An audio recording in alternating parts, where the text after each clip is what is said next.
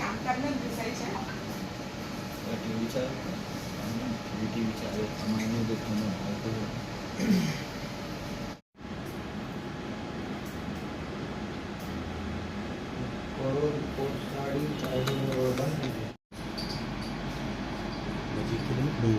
લેવું લેવું એ બી લેવું વही वही बोलो बंद करो हाँ कर लो कर लो कर लो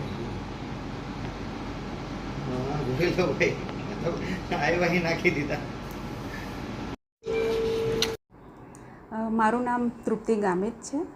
હું સુરત માટે ડિઝાસ્ટર કંટ્રોલ રૂમમાં ડિઝાસ્ટર મામલતદાર તરીકે હાલ કાર્યરત છું. મેડમ હાલ જે રેડ એલર્ટ દક્ષિણ ગુજરાત માટે છે કયા કયા વિસ્તારમાં કેટલો વરસાદ છે અને કેટલા રસ્તાઓ હાલ બંધ થયા છે?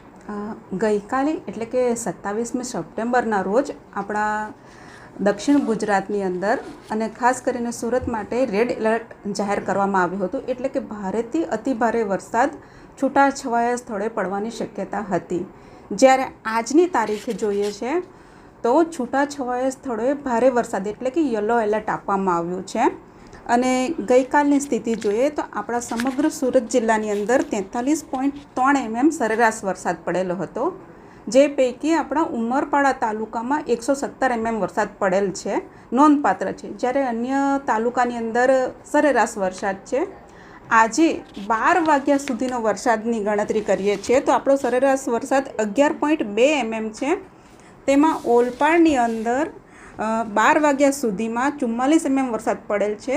જ્યારે સુરત શહેરની અંદર 26 mm વરસાદ હાલ પડી રહેલ છે અત્યાર સુધીમાં. મેડમ કઈ કઈ પ્રકારે તકેદારીના પગલાં અહીંયા વિભાગ તરફથી લેવામાં આવી રહ્યા છે અને કોઈ બી એલર્ટ આપવામાં આવ્યું છે? યસ, ગઈકાલે રેડ એલર્ટ હતું ત્યારથી આપણે સમગ્ર જિલ્લાના વહીવટતંત્રને એલર્ટ કર્યું છે અને સાવધાનીના પગલાં લેવા માટે તમામ અધિકારીઓને જણાવવામાં આવેલ છે. નીચાણવાળા